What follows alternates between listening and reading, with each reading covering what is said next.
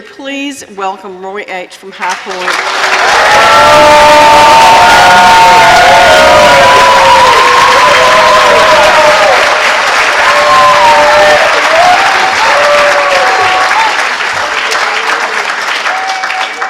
I'm Roy Hooser and I'm a grateful alcoholic.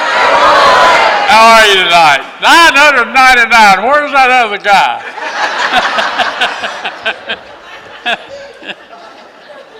I went off and forgot my walking cane. I don't need a cane to walk with, but I'm going to need one to get back to that chair over there when I get through speaking. My legs get awful weak when I stand at this podium and talk for 2 or 3 hours. Some of my people down there saying, no. There was this fellow talking at an AA meeting. He talked for an hour. He talked for an hour and 15 minutes. Hour and a half, he's still talking and people are getting up and leaving. Hour and 45 minutes, the guy in the audience took his shoe off and threw it at the speaker. And it hit the podium and it fell off and hit an old lady that's sitting in the front row right in the head and knocked her out.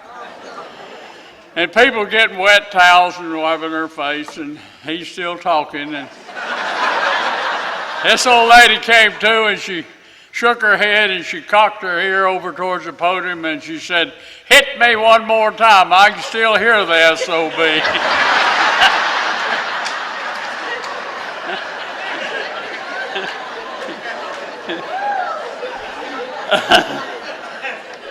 I want to thank the committee for inviting me up here.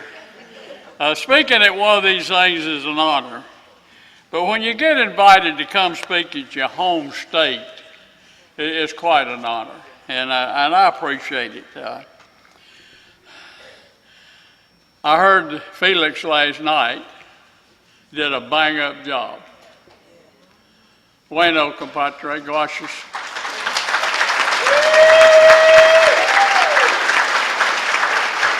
I'm going to be here in the morning for Tom and his Al-Anon talk. I have a lot of respect for Al-Anon. My wife came into Al-Anon about a year before I got sober, and all the rules in my house changed. I give Al-Anon credit for being one of the forces that pushed me across the finish line of my drinking. I had dinner tonight with Nelson. Nelson's talking tomorrow, and I'm looking forward to hearing his talk. And Carolyn I haven't met yet, but I understand she does a bang-up job.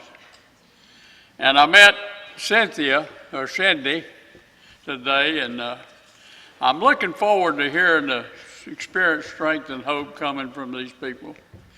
This is going to be a great weekend. When you get this many people out here in one place, you can't help but have a lot of fun.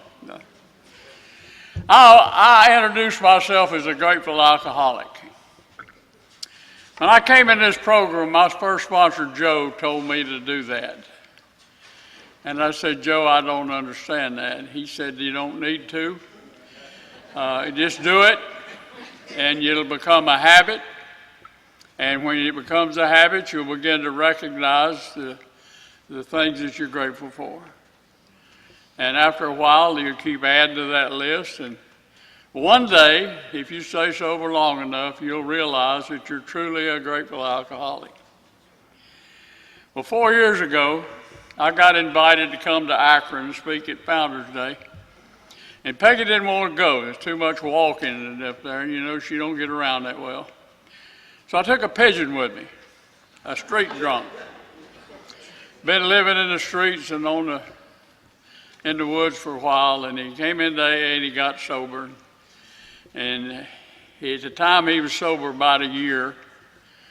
Today he's sober 5 years. He works. He's married to a nice lady that's not a member of this fellowship. Another one of AA and God's Miracles. But we went up a day early so that he could see the things and the places that helped form this fellowship. And we did it all. We went to the Mayflower Hotel, went up to where Bill had used the telephone, We went to the gatehouse where Bill and Dr. Bob met. We went to St. Thomas Hospital, which houses the Sister Ignatia Chapel, which is quite a spiritual place. Went to the intergroup office and looked at all the memorabilia and the archives. And we wound up at Dr. Bob's house. I went upstairs to Dr. Bob's, to the second floor, and I went to Dr. Bob's bedroom. And there was a couple kneeling down at the bed praying. So I knelt down between them and prayed the third step prayer. And I noticed the floor and the bed. And it occurred to me that this wooden floor and this simple bed and this simple house where this old doctor had once lived is where all this started.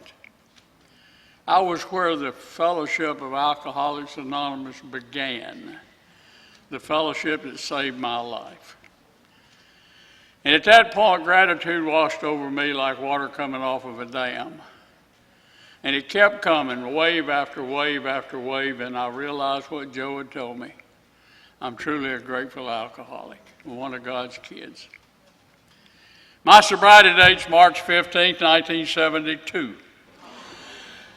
I have a home group. The West End group in HighPoint meets on Monday night. If I'm in town and upright, you can bet I'm there. Right, Marley? I've got a sponsor. Right now I have two sponsors. For the last 16, 17 years, my sponsor's been Tom I down in Aberdeen. Tom had 65 years of sobriety this past February, but he don't know it. He's in a nursing home with Alzheimer's, and most of the time he don't even know who he is. And because Tom's in that condition, about 4 years ago, I got George E. from Merle's Inlet as a sponsor. George had 55 years this past October. Sponsors have been a vital part of my recovery. I am who I am and what I am because of the sponsors I've had in my life. Men who directed my life, guided my life, molded my character, put me into the steps in the book early. Men who told me where to sit, how to dress, what to say, and what not to say. I'm a product of sponsors. I'm not sure I'd be here tonight if it had not been for the sponsors in my life. My first sponsor was a guy named Joe Brinson. Joe was the guy that showed me how to apply the principles of this program to my life. He was the guy that taught me that the steps of this program would change my life. I was sober about 18 months when Joe dropped dead. But the man left me a legacy. Today, when the wind starts blowing and the sky gets dark and I don't know what to do and I can't find George, all I would have to do is ask myself, what would Joe do? If I'll do that, the sun comes back out, the wind quits blowing, and I can once more live comfortable in a world which I still don't fit. After Joe died, I got a guy named Rupert Robinson. Rupert was a full-time AA sponsor. He had rental property, didn't work, sponsored a lot of guys. We called him, went by to see him every day. Rupert sat in that black recliner and talked to Alcoholics Anonymous all day long. Made 12-step calls just about every night. What I learned from Rupert was the joy that comes with helping somebody else get sober. Rupert got sick and he was dying, and I didn't tell him. And I went up to Dobson and got Bryant Bivens for a sponsor. Bryant was my sponsor for over 20 years. And if there's one man that molded my character, it was Bryant Bivens. Bryant's sobriety date was Christmas Day, 1960. Bryant was a traditionalist, a fundamentalist. He said the Lord's Prayer begins with Our Father and ends with Amen. And at the end of the prayer, there ain't no such thing as this monkey chunking, like keep coming back. It works if you work it. Doo-dah, doo-dah.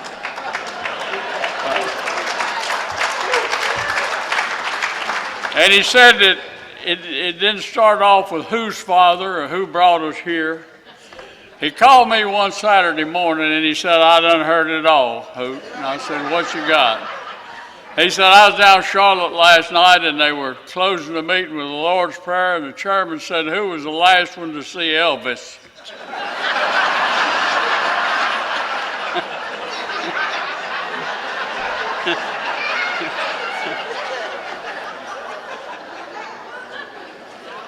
Brian said there are two words in the English language that are completely useless. They're worthless.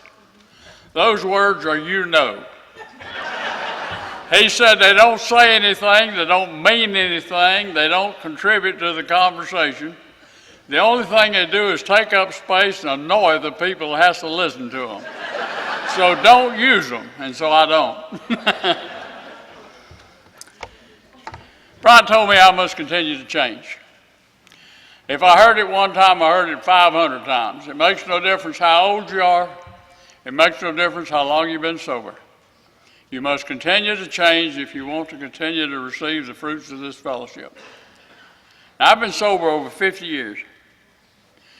My personal experience has proven to me that every time I've given up old ideas, my life is infinitely better than it was before. So I embrace change. I'm looking for ways to change. I want my life to be better. About 3 years ago, I had a guy call me, a friend of mine, and asked me if I would like to join a group of guys that share their 10th step every night. And I jumped at the chance. There are 8 of us. One of the guys in Arizona, one's in Missouri, 3 are in Texas, 2 are in Tennessee, and I'm in North Carolina. We do it by group text. And every night before I go to bed, I review my day. And I ask myself, have I been selfish or dishonest today? And if I have been, what did I do about it? And I ask myself if I've done anything today that required an amend. And did I make that amend at once, like the book says? If I couldn't make the amend today, is it on the agenda for first thing in the morning? And then I turn my thoughts to someone I can help. I put all this into a group text, the good and the bad, and I send it to 7 other men. And they send theirs to me. And I have learned a lot of new tricks from reading how 7 other men live their life on how I can change my life. And just as important, it's kept me acutely responsible all day long for my actions. Because tonight I've got to be accountable to 7 other men. Now, after Bryant died, I got Tom as a sponsor. Tom is the most inspirational human being I have ever met in my life. I could have lunch with him and we didn't talk about anything particular, and I'm inspired for the next week to be a better person. He's known, loved, and respected all over this country. Wherever I go, when people find out I'm from North Carolina, somebody will ask me if I know Tom I. And when I tell them I do, they begin to tell me how he changed their life. Now, there's some people in this room who will attest to what I'm about to say. Being with him at a convention or retreat is a chore because it takes an hour to cross a hotel lobby. People stopping him, shaking his hand, thanking him for what he's done for them. And some of them he don't even know. There are people in this country who have quit drinking, got sober, changed their life from listening to his tapes. A remarkable human being. I love him, and God knows I miss him. Now, I've known George for 45 years. George knows all my secrets. A couple of years ago, I had a problem that was really bugging me. It was keeping me awake at night. And I wrestled with it a while, and I finally called George and said, I'm coming down. And I went down and I told him the problem, excluding names, of course. And George gave me a couple of suggestions. And on the way home that afternoon, I thought to myself, as brilliant as I am, I wonder why I didn't think of that. But I applied those suggestions to my life, and today I can barely remember what it was that kept me awake. Sponsors are still a vital part of my recovery. Now, I had my first drink when I was 16 years old, sitting in a car with two friends. Both these guys ordered Miller High Life, and so I ordered a Miller High Life. And the reason I ordered a Miller High Life, I didn't know the other brands. I came from a family that didn't drink. I didn't know anything about drinking. And so I sat in the car that night and drank beer with those guys, and two things happened. For the first time in my life, I felt a part of. I had been a square peg in a round hole all my life. I never fit anywhere I was, at home, at school, at church, in the neighborhood I grew up in. I always felt like I was on the outside looking in. And that night I felt a part of it. It was as if the world had always been at an angle, and that night it leveled out.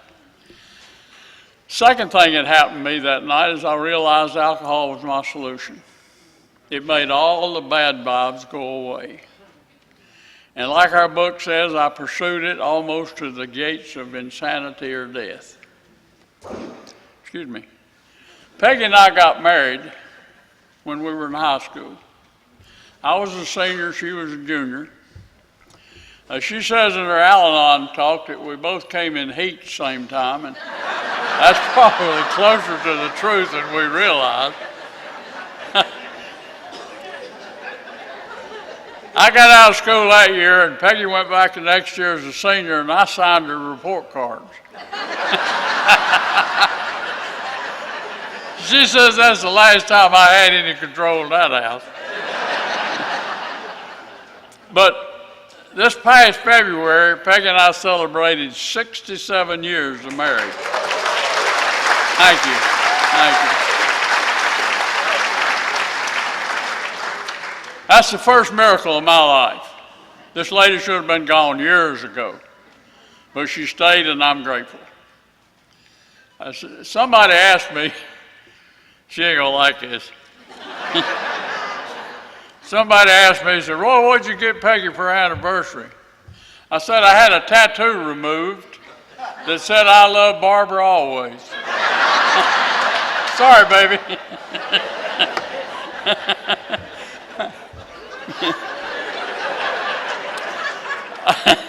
I went to college after I got out of service, and after I got out of college, I started a 45 or 50-year career in sales.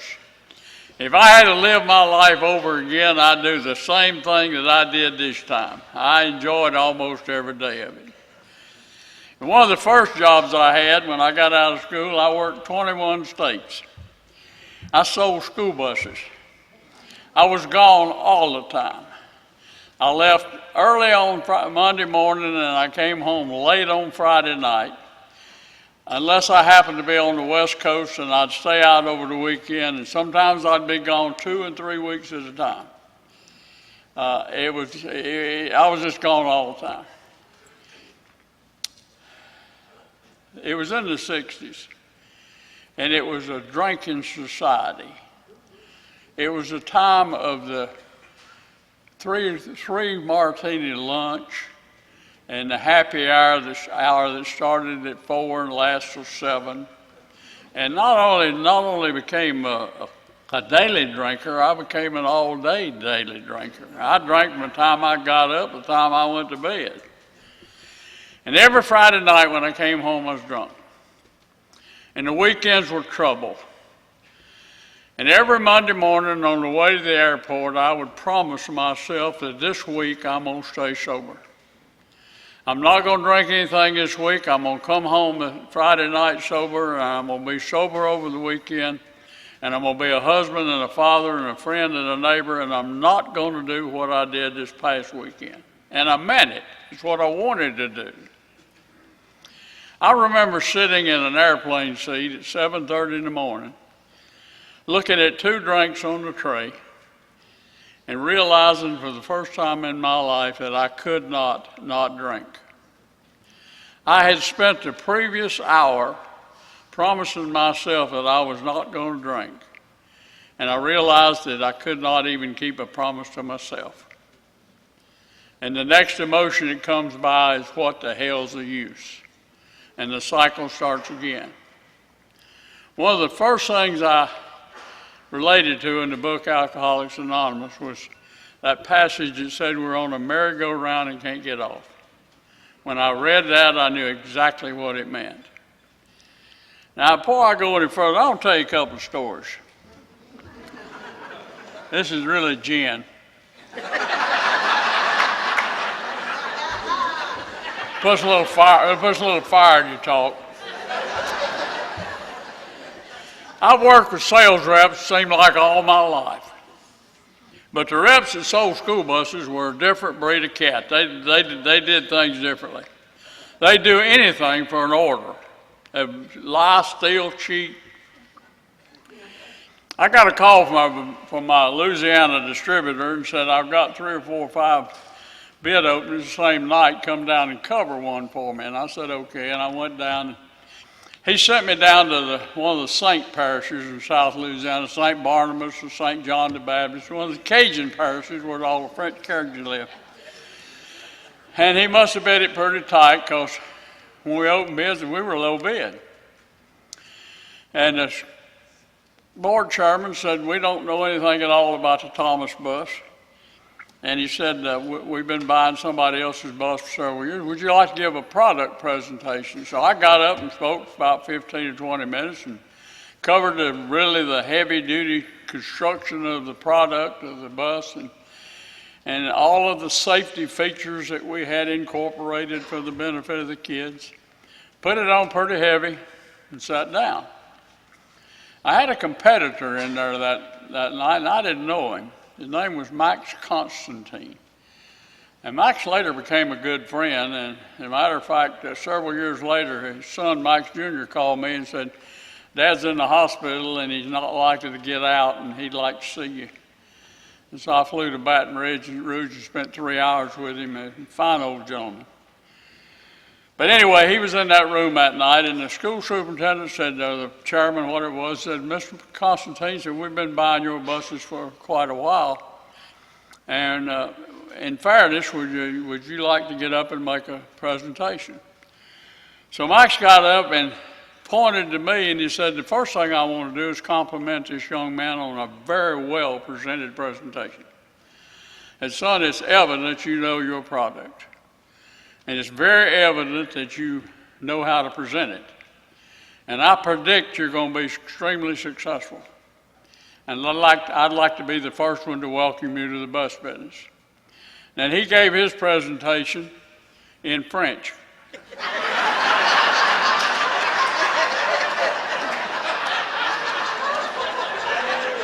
I still don't know if I understood a word I said.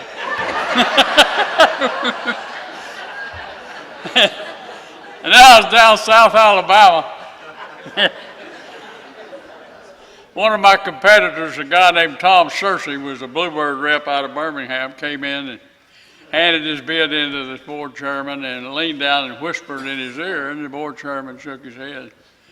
They opened the board meeting, and the chairman said it's been customary in this county to open the board meeting with a prayer. And I'd like to have Brother Searcy have our opening prayer. And Tom got up and he said something like this. It's pretty close to what he said. He said, our most gracious Heavenly Father, we thank you for the opportunity to meet in this lovely county of Escambia in the beautiful, beautiful state of Alabama. That guide these board members tonight in the decisions they must make that affect the precious children of Escambia County for the next 10 years, the most memorable years of their little lives. And let them not be swayed by the silver-tongued oratory of those here present, but let them look into their hearts and seek the truth. And when Tom said amen, I knew I was not going to get an order. And sure enough, they bought his buses. So we went out the door and I said, Searcy, I'm going to tell you something, son. We're going to be up in Montgomery tomorrow night and I'm going to do the praying up there. He said, Roy, how'd you like that bit about the silver-tongued oratory? He said, come out of the motel and I'll pour you a drink. I learned from some masters. In 1968, the vice president of a company, a bus manufacturer, who knew my management and sales skills but didn't know anything at all about my drinking, said, Roy, what would it take for you to go to work for us? And I named the price, and he hired me, and I changed companies. This company had a bus manufacturing plant in Arkansas. They had a assembly plant in Texas, and they were building an assembly plant in Pennsylvania. And they hired me to be sales manager of the Pennsylvania operation, responsible for all the sales in the Northeast. And we moved to Pennsylvania, and nothing changed. Drinking, drunk, creating problems, embarrassing myself, my wife, my family, my friends, my neighbors. Nothing changed. But one of the first people I met up there was a man by the name of Ned Hunter. Ned was the general manager of a company that distributed our school bus bodies in southwestern Pennsylvania and in northern West Virginia. And I went down and spent the morning with him, and we went to lunch, and the girl said, "What do you guys want to drink?" I said, "I'll have a martini." And Ned said, "I'll have an iced tea." And I thought, here's a guy that don't drink at lunch. I had quit associating with people that didn't drink at breakfast. On subsequent trips, he never took a drink. I was down there one day, and I happened to mention there was a big convention over in Philadelphia the next weekend, and I said, "I'm going down Thursday and set up a hospitality suite." And Ned said, "You want me to go along 10 bar?" And I said, "Sure." So he came to Philadelphia, and he stayed up at 2 o'clock in the morning. He poured booze, he told jokes, he laughed, he had more fun than anybody there, never took a drink. Somebody told me when I was there that Ned used to drink, but he no longer drinks, and that's all I knew. A few months later, he and I on an airplane going down to Little Rock to the home office. And along comes the cart, the drink cart, and it stopped at our row, and the girl said, "What do you want?" And I said, "A bourbon and ginger ale." And Ned said, "I'll have a bourbon and ginger ale." This caught my attention. Here's a man I'd known about a year, never known him take a drink, knew he used to drink, no longer drinks. But when they put the booze over, it was little miniature bottles.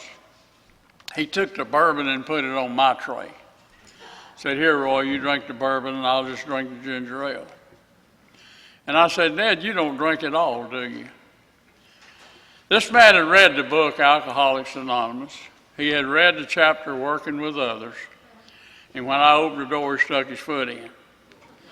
I got a 12-step call at 30,000 feet. Never said a word to me about my drinking. He told me what happened to him. He told me about losing a family, a fortune, a business. And he said, "Roy, I belong to an organization called Alcoholics Anonymous, and I haven't had a drink in 5 years." And I knew it was important. I didn't know AA from the Rotary Club at that time, but I knew what he said was important because I related to his battle with the bottle. And it was shortly thereafter that I got fired. I'll give you a little piece of advice. Don't ever work for anybody from Arkansas. They're narrow-minded. If you don't work, they won't pay you. All I was doing was drinking, so they let me go, and we moved back to North Carolina. And I went in business with my brother-in-law, and it was a small company, and it was barely able to support one family, and it couldn't support two, and I didn't stay long. Sometime in November of 1970, and I don't know when, just knew it was the month of November, I came to, laying on the floor. My belly saying, "Why'd you do it? Why'd you do it?" And I didn't know what I'd done. I just knew last night was bad. I was full of guilt, remorse, and shame, and I knew last night was bad, but I couldn't come up with any details. But I remembered Ned Hunter. And I called him on the phone, and I said, "Ned, I think I got a drinking problem." He burst out laughing. He said, "Roy, everybody that's ever known you knows you have a drinking problem." And we're all thrilled to death that you finally found it out. And he began to tell me, and he said, he gave me the secret to life. He said, "Call Alcoholics Anonymous and do what they tell you to do." Now, that's the secret of life for a drunk. Before I go any further, let me say this. After I got sober, I kept up with Ned. And the last time I talked to him was Christmas Eve. And when I hung up, I told Peggy, he sounded like he's drunk. And I couldn't find him after that.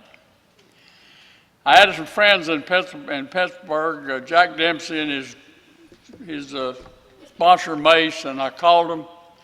And I said, how about chasing down and find out what happened to Ned? And they reported back that Ned had 10 or 12 years sobriety and he got drunk. And he was in and out of Alcoholics Anonymous, and they didn't know how long, but he was drunk and sober and drunk and sober. And he was now deceased.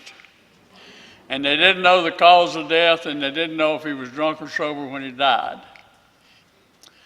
But the fact remains is that the man made the first step call on 12-step call on me. He directed me to Alcoholics Anonymous. I will always be grateful to Ned Hunter. He didn't make it, but he sure started me on the road to save my life. I'll always be grateful to him. I called AA that morning. They sent a man out to see me, and I went to my first AA meeting sometime in November of 1970. I'd been in AA meeting about 15 minutes when I knew I was home. I knew that's where I belonged. I liked AA from the very beginning. Now, there were two parts of this program that I didn't buy right off the bat. One was that God bit, and the other was that not drinking.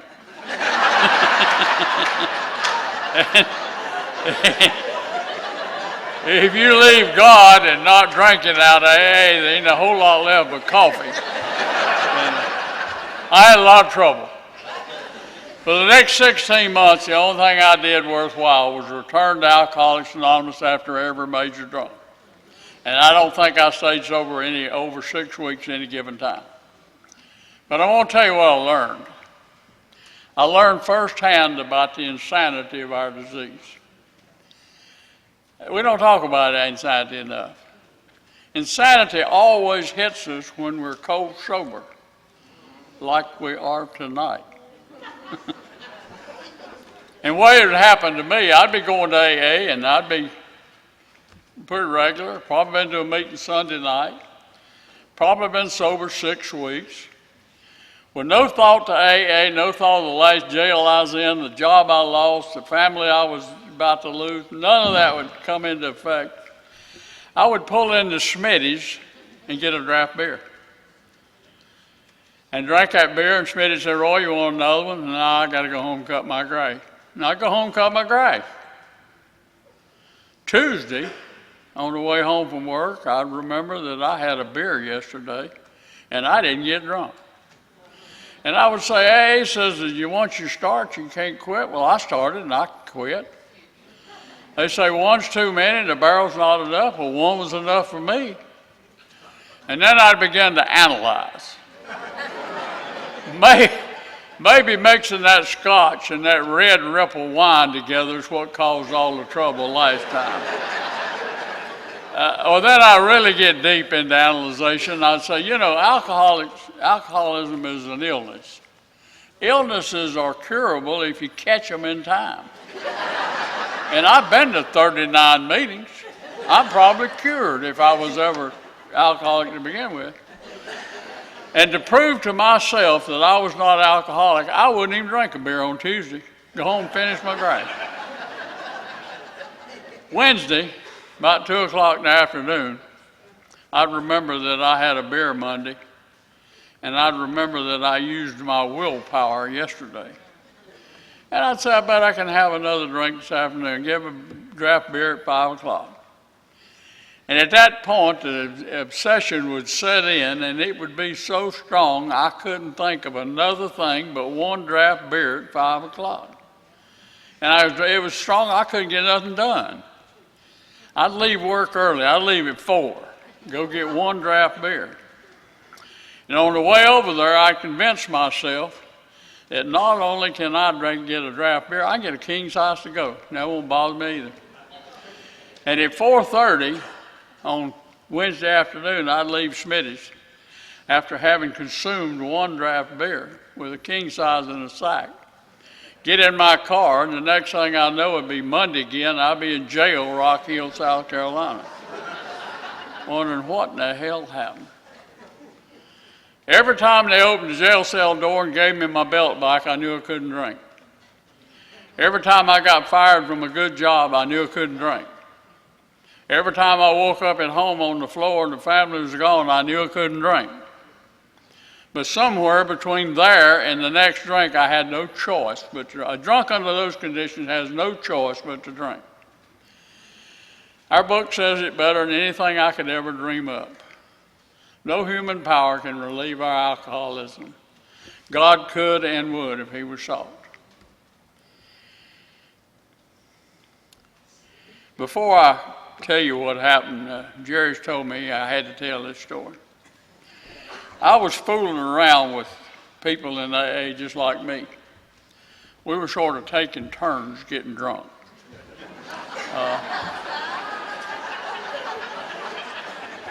One of them would get drunk, call me, I'd go make a 12-step call him. Didn't have a message, just to go make a 12-step call him. And because I knew the next time I got drunk, he'd come see me.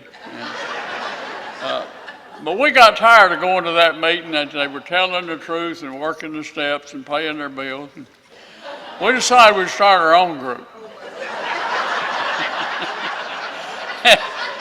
We did. We started on a Sunday night. And the rest of the people wouldn't come to it. They called it Slippers Anonymous. We were there one night, and somebody over at the other group had a birthday, and somebody said to that group, wonder who's got the most sobriety here. And we counted up, and there was 9 of us at that meeting that night, and we had 11 days between us.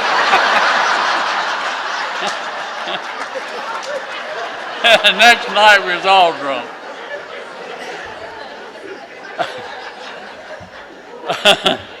On March the 15th, 1972, I came to laying on the floor. My belly saying, why'd you do it, why'd you do it? And I knew what I'd done last night, and I didn't want to think about it. I was 35 years old, and my life was over. Everything I had was gone. I was basically unemployed and unemployable. My wife was talking to a divorce attorney. My kids were ashamed of me. I couldn't think of a single person I could call on for help, and I didn't believe in God. Now, I've since learned that there might be some people that don't believe in God. But our book says deep down in every man, woman, and child is the fundamental idea of God. And since I believe that book, I have to believe that. I think most of us are just mad at God. I think we've been disillusioned through religion. We've discovered some hypocrisy in the church, or somebody's been abused by a priest, or something's happened, and we threw religion out the window, and then we threw God out the same window. I think that's basically what it is. I didn't believe in God, but I didn't have anywhere to go. I was at the end of the world, and I simply said, God, if there's a God, I need help. And in the next few minutes, everything about me changed. My whole world changed. My life changed, my personality changed. I was suddenly enveloped in the greatest feeling of peace and serenity I've ever known in my life, like I was wrapped in a warm blanket. I knew that there was a God, there always had been. It was me that was wrong. And I knew that morning that I was alcoholic, had been for years. I knew that the problems I had that morning, and somehow knew that the problems I would ever have, would be solved by the people and or the program of Alcoholics Anonymous. And for over 50 years, every problem I've ever run into has been solved by the people and or the program of Alcoholics Anonymous. And the beautiful thing happened to me that morning. The insane belief that I can successfully drink was removed. It's never returned, and I know I didn't do it. I went back to AA that night, and I went back with a different attitude. I wanted everything this program had to offer. When Elena called me a few weeks ago, months ago, and asked me to speak down here. I said yes, because I don't say no. But the main reason I'm here tonight is I still want everything this program has to offer. I went in and I asked Joe to be my sponsor. The group took me in. For the first time in my life, I truly belong somewhere. They gave me a job of washing ashtrays. And then they taught me how to make coffee. They let me come to the front and read the steps. They let me come up and read the traditions when they were assured I could pronounce anonymity. And when I got sober enough, they let me chair that meeting. And from the very beginning, they took me with them on 12-step calls. We didn't have detox centers back then. We didn't have halfway houses. We had an answering service, and when the phone rang, we went. If it was 2 in the afternoon or 2 at night, 2 in the morning, we went. I went out on 12-step call with Frank Chance one time, and this old drunk said, Frank said, how long have you been sober? And Frank said, 6 years. And he looked over at me and said, how long have you been sober? And I said, 5 weeks. He said, how'd you stay sober 5 weeks? And Frank said, that's the reason we take you with us. He said, I've never had anybody ask me how I stayed sober 6 years. But we made a lot of calls. And I tell you this much, if you go down to the bus station and you pick up an old boy and he's got everything he owns in a Georgia suitcase, he's yours. Y'all all know what a Georgia suitcase is, a paper sack. But anyway, he's yours. You got to do something with him. And I bought him socks and underwear, and I took him home, and I bought him motel rooms, and I bought him a couple of beers to knock the shakes down, whatever it took, because they told me if I was going to keep it, I had to give it away. And we had a preacher moved into town. His name was Orrin Mills. And I loved him to death. He did a bang-up job. He said that God sent him down to form a recovery facility with a recovery program. And the only recovery program I knew Orrin ever had was prayer in the morning and prayer at meals. That was about it. But he had a big old house with a lot of rooms. He kept a drunk clothed. He kept them warm. He kept them fed. He gave them a bed to sleep in. He kept them clean. And he would take anybody in that had needed a place. We had one guy beat him up one morning, and he let him back in that night. He's that kind of guy. And he gave us a place to take him. And one night, all his money came from church contributions. And Orrin, he called me one time, and he said he had a meeting at church, and he had to be there. And he said, Rudy's in the DTs. He said, will you come sit with Rudy? And I said, yeah, I will. And for everybody in town knew Rudy. He was sort of the town drunk. And before I forget it, let me tell you, Rudy died sober. But anyway, I went in and Rudy was seeing bugs or snakes or something on the blanket. And every now and then he'd raise up and scream. And so I got a chair and a fly swatter and sat down beside his bed. And every time he'd raise up and point at something he was seeing, I'd hit it with that fly swatter. And he'd go away. And so I sat there and bet the boogers off Rudy all night. And somewhere in the wee hours of the morning, it became important to me that Rudy get well. I was no longer there for me. I was there to help somebody else get well. First time in my life I ever cared more for somebody else than I did for myself. And not one time since then have I gone out to help a drunk for me. I have my sobriety. I'm sincerely interested in yours. Now, I went back to work after I'd been sober about 18 months. I don't have time to tell you the whole thing, but I went back to work. I got in the furniture industry. A man that knew me and knew my background and knew all about my history took a chance on me and gave me a job. And I worked for him for 5 years.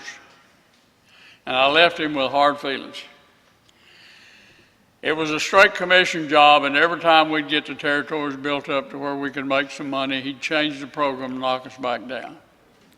And the third time he tried it, I left. And I had a chance to sit down with him before he died and say to him, I still don't agree with your business practices, and I still feel like that you cheated me. But I'll always be grateful to you for giving me a job when nobody else would. I later went to work for another company. I stayed with them 20 years. They hired me as a sales rep. I left that company. I was Southern District Manager.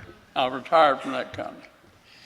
And after I retired, I opened my own business, a manufacturer's rep business, and I ran it for 18 more years. 5 years ago, I was 80 years old, and I decided it's time to quit. And so I closed the business. And besides that, it was interfering with my golf game. When I went back on the road, I made it a point. Anytime I was out of town overnight, I'd find an AA meeting to go to. And I made a lot of meetings. I developed a lot of friendships. I've been fortunate. I've been invited to speak at conventions, retreats, and conferences and all over the United States and Canada. I've met thousands of people. I have friends, like the book says, a host of friends. AA has been good to me. AA gave me back everything that I threw away and lost before I came in, and more. But there's an old saying that into every life some rain shall fall. And it's true with me. In 1958, I was in Europe. I was in the military, and I was in Europe. And there was a civil uprising in Lebanon that year. And the Lebanese government appealed to the United States for assistance. And Eisenhower sent the military into Lebanon to assist in the quelling of the uprising. And I was in Beirut in 1958, and it was not pretty. When I came home, every now and then, but not often, but every now and then, I would wake up at night hearing gunfire. But it didn't happen enough and often enough. And when I came into AA and took my fourth and fifth inventory, I did not put my combat experience down because I couldn't talk about it. I didn't even want to think about it. And sometime later it came back, and the nightmares and the flashbacks came back, and they came back with a vengeance. I'd wake up at night hearing gunfire, smelling gunpowder, smelling blood, and seeing the faces of the people that I killed. And I was terrified. It was a fear like I've never known. It was a fear that was so strong it would paralyze me. I couldn't even think. But I couldn't tell anybody what was happening. I couldn't make the faces go away. And I like to drove my poor wife crazy. She told me that's the worst year of her life. But I couldn't tell her what was happening. Bryant Bivens was my sponsor. Bryant set me down in a chair and dared me to get up. And he said, you're going to sit there and you tell me what's happening in your life. And for the first time in 30 years, I was able to tell somebody what I did, what we did, and what I saw. And we began to work on fears. It took almost a year. And Bryant pulled fears out of me that I didn't even know I had. I didn't know I was afraid of that many things. Finally, after a long period of time, I was able to somewhat come to terms. I was able to accept the fact that what I did was my job, and what we did saved a lot of American lives. I'll give you a quick run. The ground troops couldn't get into Beirut because of the snipers and the machine guns on top of the buildings. And we were sending in 18 seven-man teams to clean the buildings. And we killed a lot of people in 2 days, but we cleaned the buildings. When I got through with that, I still couldn't talk about it.